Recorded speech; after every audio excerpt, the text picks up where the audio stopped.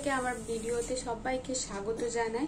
আজকের ভিডিওতে আমি তোমাদের সাথে শেয়ার করব তোমরা স্মল বাজেটের মধ্যে কিভাবে একটা সুন্দর বিউটি পার্লার খুলতে পারো। বিউটি পার্লার খোলার সবারই স্বপ্ন থাকে, যারা এই লাইনে আসো, মেকআপ লাইন বা এই বিউটিশিয়ান লাইনে আসো, প্রত্যেকেরই স্বপ্ন থাকে নিজের একটা বিউটি পার্লার খোলার বা নিজের একটা বিউটি স্যালন খোলার। তো অনেকেরই সাধ্যের বাইরে হয়ে যায় এই ব্যাপারটা, কিন্তু আজকের আমি দেখাবো স্মল বাজেটের মধ্যে তোমরা কিভাবে সুন্দর একটা জায়গায় মানে সুন্দরভাবে একটা দোকানকে সাজাতে পারো, আর খুবই স্মল বাজেটের মধ্যে। আমারও খুবই স্মল বাজেটের মধ্যে আমি বানিয়েছি, অনেক ধীরে ধীরে বানিয়েছি। আর এটা আমার একটা রেন্টেড শপ। যদি আমার নিজের এই শপটা হতো তো আমি আরো সুন্দর করে স্মল বাজেটের মধ্যেই আরো সুন্দর করে হয়তো বানাতে পারতাম, কিন্তু এটা আমার যেহেতু রেন্টেড শপ তাই আমি কোনো কিছু পার্মানেন্টলি ফিক্সড করে বানাইনি, যাতে আমি ভবিষ্যতে যদি এখানে আমি ভবিষ্যতে যদি নতুন নিজের দোকান কিনতে পারি বা যদি অন্য কোথাও আমি মুভ করি, তাতে যাতে আমি এই সমস্ত জিনিসগুলো যাতে ইজিলি মানে মুভ করতে পারি, ট্রান্সফার করতে পারি, তাই আমি সবকিছু সেভাবেই মানে ফিক্সড কিছু ফার্নিচার আমি এখানে বানাইনি। তো আপনাদেরও যাদের যদি রেন্টেড শপ থাকে তাহলে ভাবছেন কিভাবে কি করবেন, তাহলে এইভাবে আপনারা বানাতে পারেন। খুবই স্মল বাজেটের মধ্যে হয়ে যায়, কম বাজেটের মধ্যে হয়ে যায়, আর সুন্দরও লাগে দেখতে। তাহলে আসুন দেখিয়ে দিই আমার পার্লারের লুকটা। তো এই হচ্ছে আমার বিউটি পার্লারের লুকটা।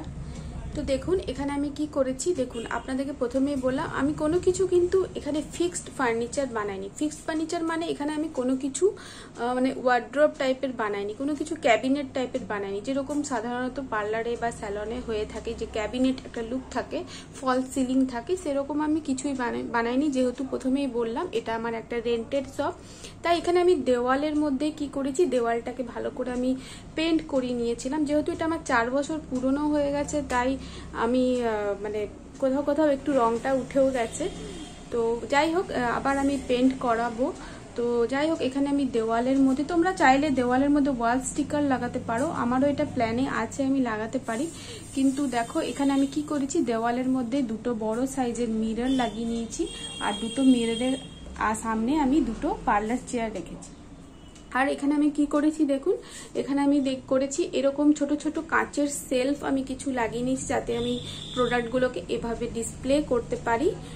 আর এই দেখুন, আর এখানে আমি কিছু লাইট লাগিয়েছি, যেহেতু পার্লারে তো লাইট লাগবেই, কিছু টিউব লাইট লাগিয়েছি, কিছু এরকম এলইডি লাইট লাগিয়েছি। একটা এখানে আমি টিভি লাগিয়েছি, যাতে অনেক সময় কাস্টমাররা বসে ওয়েট করে, তো টিভিতে কিছু গান বা কিছু মুভি চালিয়ে দিই, তো তারা বসে দেখে। তো কাস্টমারদের বসার জন্য এখানে আমি একটা ছোট 2 সিটারের, প্রথমে আমার 3 সিটার ছিল, তো জায়গার কম হচ্ছিল বলে এরকম আমি 2 সিটারের একটা বসার অ্যারেঞ্জমেন্ট করেছি। আর এটার ভিতরেও আমার স্টোরেজের সিস্টেম আছে, এটার ভিতরেও আমি জিনিসপত্র স্টোরেজ করে রাখতে পারি।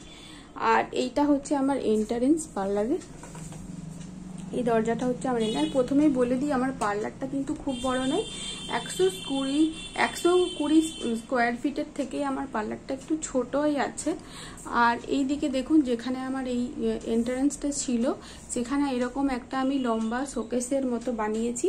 এই শোকেসগুলো কিন্তু কোনোটাই ফিক্সড নয় দেওয়ালের সাথে, জাস্ট শোকেসটা বানিয়ে জাস্ট দেওয়ালের মধ্যে হ্যাং করানো আছে, যাতে আমি ভবিষ্যতে যদি অন্য কোথাও মুভ করি তো আমি এগুলোকে খুলে নিয়ে গিয়ে সেখানে আবার আমি এভাবেই লাগিয়ে দিতে পারবো। তো এইরকম শোকেসের মধ্যে আমি এরকমভাবে আমার প্রোডাক্টগুলোকে সব ডিসপ্লে করে দিয়েছি। সেম এখানেও একটা শোকেস আছে, আর ওখানেও আমার একটা শোকেস বানানো আছে উপরে, ওটার ভিতরে আমার টেম্পোরারি একটা জলের ট্যাঙ্কি আছে, যেটা পার্লারের মধ্যে খুবই দরকার জলের ব্যবস্থা থাকা। আপনাদের পার্লারের ওনার যদি জল দিতে না চায় তাহলে আপনারা এরকম একটা ছোট ট্যাঙ্কি করে এরকম ভাবে স্টোরেজ করে রাখতে পারেন জলের জন্য। আর এখানে দেখতে পাচ্ছেন এখানে আছে একটা শ্যাম্পু স্টেশন, যেটা পার্লারে বা স্যালনে থাকা অত্যন্ত জরুরি। এই শ্যাম্পু স্টেশনের মধ্যেই হেয়ার ওয়াশ করানো হয়। যখন আমরা চুলে হেয়ার স্পা করি বা হেড ওয়াশ করি বা চুলে কালার করি, তখন আমরা এখানে হেড ওয়াশ করানো হয়। আর পার্লারে যেটা সব থেকে বেশি দরকার সেটা হচ্ছে একটা এসি থাকা খুবই দরকার। এসি ছাড়া কাস্টমাররা কমফোর্টেবল ফিল করে না, বা এসি ছাড়া ওয়্যাক্সিং করাটাও অনেক সময় খুব হয়ে যায়, কষ্টের হয়ে যায়। তাই এসি থাকা খুব জরুরি, তাই পারলে একটা এসি আপনারা অবশ্যই লাগাবেন। আর এখানে দেখুন কি আছে, এখানে আমার আছে একটা পার্লার ট্রলি, এটার মধ্যেও আপনারা জিনিসপত্র কিছুটা হলেও স্টোরেজ করে রাখতে পারবেন। আর পার্লার ট্রলি থাকা খুবই অত্যন্ত জরুরি, এর মাধ্যমে আমরা এই পার্লার ট্রলিটা মুভ করে আমরা কাজ করতে পারি ইজিলি। আমার দেখুন পার্লারটা কিন্তু ছোট, কিন্তু আমি সবকিছু জিনিসেরই অ্যারেঞ্জমেন্ট এখানে করেছি খুবই সুন্দরভাবে। এখানে দেখুন একটা রয়েছে ফেসিয়াল বেড, আশা করি বুঝতে পারছেন। এই ফেসিয়াল বেডের মধ্যে আমি ফেসিয়াল করা হয় কাস্টমার ক্লায়েন্টদের। তাছাড়া এখানে বডি পলিশিং, বডি ভ্যাক্সিং, হাত পায়ের ভ্যাক্সিং সবকিছুই এটাতে খুবই ইজিলি হয়ে যায়। ঠিক বেডের নিচেই আমার দেখুন এখানে আছে একটা মিনি রেফ্রিজারেটর, মিনি ফ্রিজ আছে। পার্লারে ফ্রিজ থাকা খুব দরকার, কখন কি কাস্টমারের কাজে লাগে, কখন কি বরফের কাজে লাগে। অনেক সময় ভ্যাকসিন করার পর হাতে পায়ে র্যাশেস বেরিয়ে যায়, তখন সেক্ষেত্রে আমাদের আইস ওয়াটার বা আইস দিতে খুবই জরুরি লাগে। তাই একটা মিনি ফ্রিজ থাকা অত্যন্ত জরুরি। এখানে আছে আমার ইনভার্টার, এমার্জেন্সি কখন লাইট শাটডাউন হয়ে যাবে, কখন লাইট চলে যায়, সেই জন্য একটা এমার্জেন্সি ব্যাকআপ থাকা খুবই দরকার। এখানে হচ্ছে আমার একটা মিনি বেসিন হাত ধোয়ার জন্য। এখানেও আমার একটা স্টোরেজ টাইপের আছে, এটাও কিন্তু ফিক্সড নয়, এটাও হ্যাং করাই আছে।